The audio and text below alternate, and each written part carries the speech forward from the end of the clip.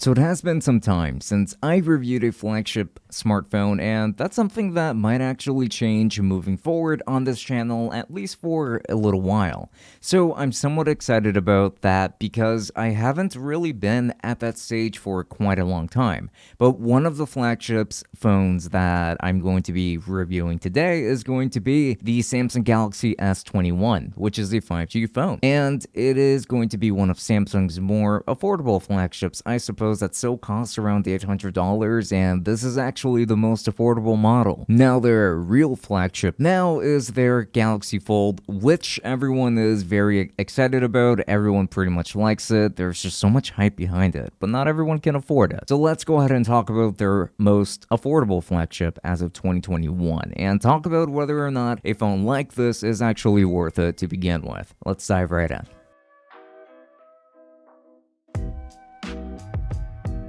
This video is sponsored by ViolaWave, the makers of a portable professional microphone sterilizer for just about any microphone you own. I have a bunch of different sizes here in order to suit whichever microphone you need to keep clean and sterile at all times. And undo the bottom, and then place your microphone inside, and then right after go ahead and screw it back on, and then press the V button in order for your microphone to be sterilized. They actually have many different models here, and one of my favorites is actually the Rocket model over here because it fits just about any microphone, and especially during these trying times, the ViolaWave professional microphone sterilizers are incredibly useful and makes me feel safer about sharing my microphones with others since I can just go ahead and sterilize it right after. Purchasing links are going to be down in the description, and a very special thanks to the folks over at ViolaWave. Thank you for supporting this channel. Exterior design consists of metal and glass, with stainless steel around the edges of this device, and glass on both the front and the back of this device. Now, what's interesting about this phone in particular is that it does have a matte glass design for the rear that does feel really nice in hand. I'm very comfortable using this phone without a case because of how comfortable it is, and I actually prefer this over any other glossy variant that I have used in the past. Now, with this phone, you still get the camera bump around the back, and it is going to be a very prominent one, as you can see, and you do also get the triple camera set that resemble traffic lights. It is quite the bump on paper, but in person, it doesn't actually look that bad, and it doesn't protrude really all that much either. So it's all good in my book. And then you've got a SIM card tray on the bottom, a USB-C port, and a speaker. While on the right, there's going to be a sleep/wake button and a volume rocker. And there's also going to be that hole punch camera right on the front. And aesthetically, I really like this camera, or at the very least its placement, I should say. I have no qualms here. This is genuinely a very pretty phone. Now, this phone features a 6.2-inch 1080p display, it being an OLED screen. Well, it does run on lower resolution. If I'm honest, I really don't notice the difference because this display still looks incredibly sharp thanks to Vivid Mode, and it still looks really beautiful, very colorful. Keep in mind that this display is also capable of running at 120 Hz, but you get two options by default.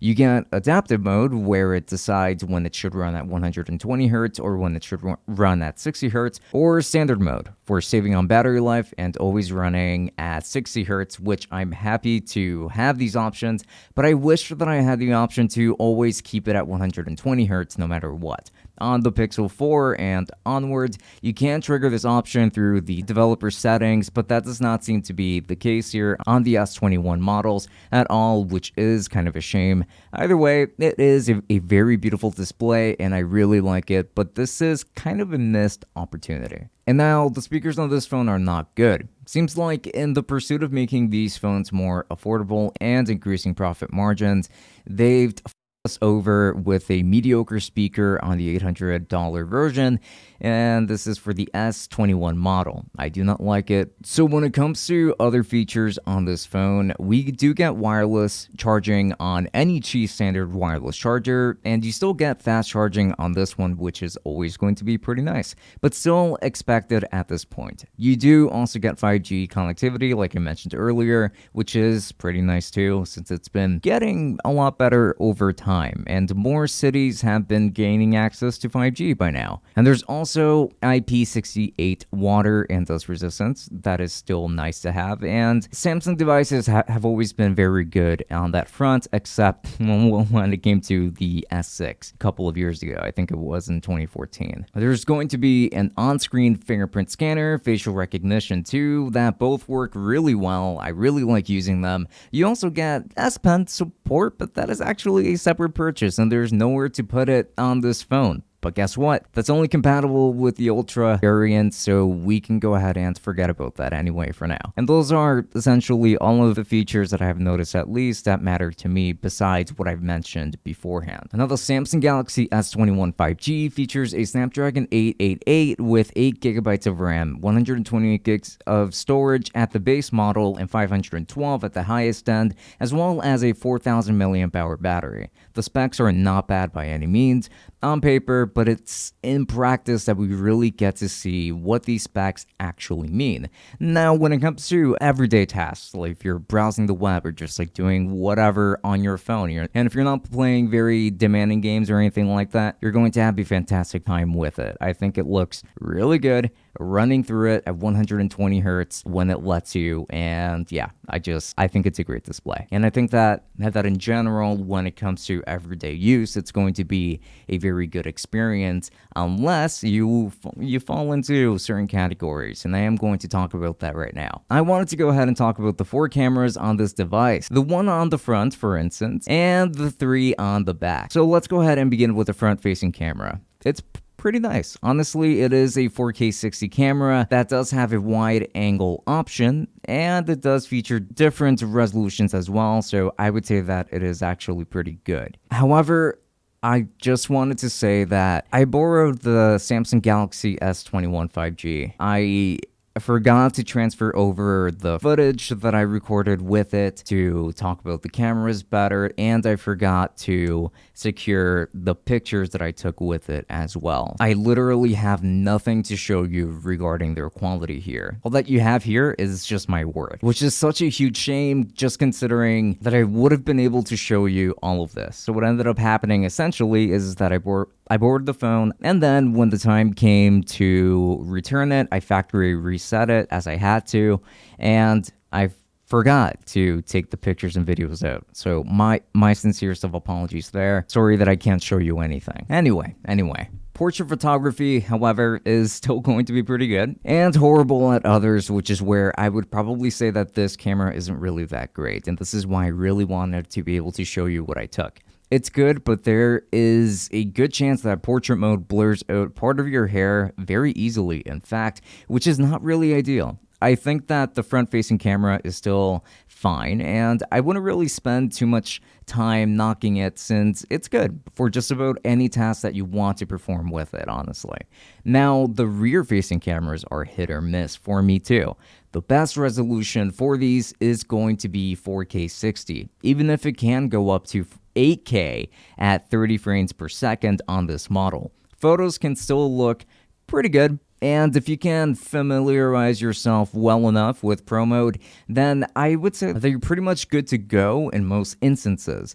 Even the basic option is still pretty nice to have with OK performance and low light, which I'm satisfied enough with.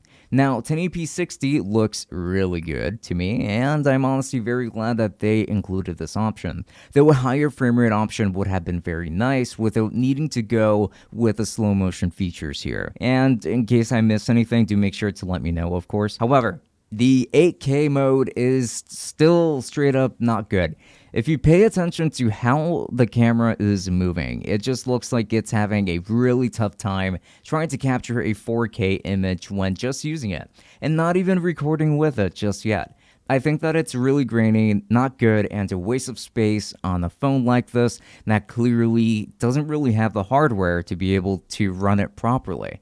8K looks atrocious to me, looks worse than 1080p to me, quite frankly. So yeah, do not get this phone for 8K performance at all. Now, this phone has a prime lens, a wide angle lens, and a telephoto lens. The wide angle lens and prime lens are very good for use in videos and pictures, but the telephoto gets really grainy really fast, so I tend to not use it really all that much. Now the cameras on this $800 phone are just okay, and that's just not okay. Gaming performance was alright, but really did not meet my expectations. I tested out Genshin Impact on this phone, and it did not look very good for a game that was designed for mobile. And mind you, both the iPhone 12 and the iPad Pro can run this game way better. It looks way better on those devices than it does on the Samsung Galaxy S21, which is such a shame. Again, this is an $800 phone, very similar to the iPhone 12 that I have right here, and this phone runs it way better. You would think that performance would be about the same. Now, battery life here is actually going to be really good, in my opinion.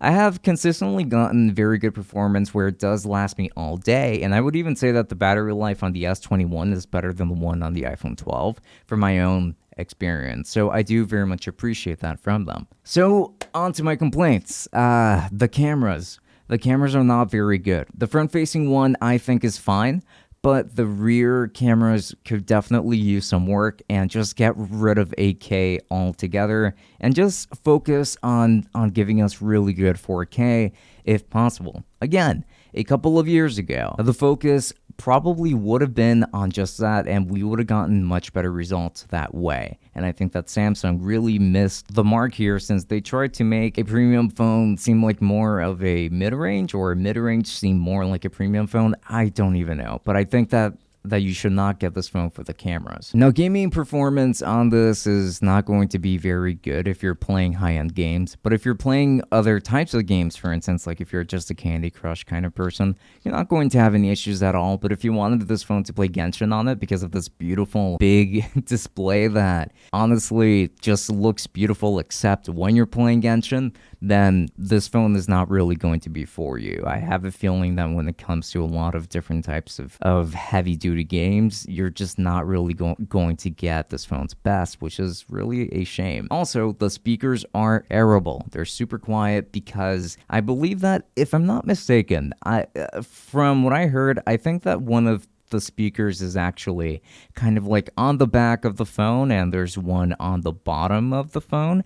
I could be totally wrong about that, so please correct me if I am completely wrong about that. And when it comes to storage, remember when we used to be able to upgrade Samsung phones with micro SD cards? Well, this phone does not allow you to do that at all, and that is a very big shame, which is a disappointment, because, I mean, hey, it's missing a headphone jack, and for what? This phone doesn't even come with a power brick in the box. For what? But in conclusion, this video has gone for long enough. I should tell you that I do like this phone, but this does feel like more of a $600 phone or $650 phone for two main reasons: the cameras and the speaker quality. Also gaming performance, I suppose, but I feel like that was mostly an issue just because of Genshin Impact. Maybe it was just a little bit too demanding for the Snapdragon 888. This phone was clearly designed to be the cheapest version of the flagships for this year,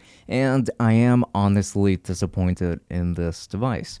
I think that they ended up cutting too many corners, and I really wish that we could go back to the days where we had headphone jacks for it, or in flagships, like full-on flagships cost this much, instead of now having your true flagships cost around $1,000 and upwards of that. Phones have become increasingly more expensive and much harder to justify at their higher price tags.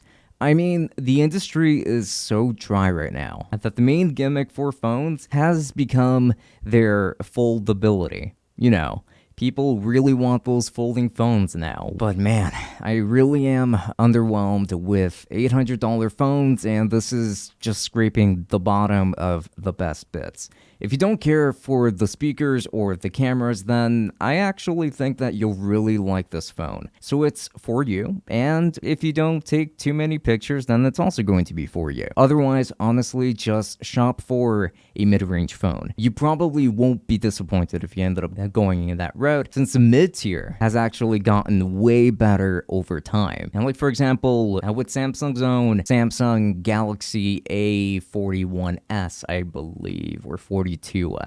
Do correct me if I'm wrong, of course. And if you're interested in a review for that phone, then do make sure to let me know. I would be more than happy to provide that for you guys. If you still felt like this phone was just the way to go, and affiliate links to Amazon are going to be down below. And if you end up using any of those links, then I do get a small commission that does support the channel quite a bit. So I would appreciate that quite a bit. There's also going to be an ABUNDA link, which is going to be a fantastic tool for helping you finance this phone. It's just going to make it way easier to finance, and not to mention that you do not need a credit card of your own for this. So yeah, I would consider it a pretty awesome tool. And there's also Luster, just in case you need a little bit of help searching for other kinds of alternatives, and not to mention that it's also a great tool for helping you find sales and discounts across the web. So links to all of these are going to be down below. Now, special thanks to all of my patrons, which in this case are going to be for the tier 3s. Those are going to be Jomas, Omar, Saad, Alwazal. Thank you so much for all of your support, because it really does go a very long way. And now onto the tier 2s coming right up.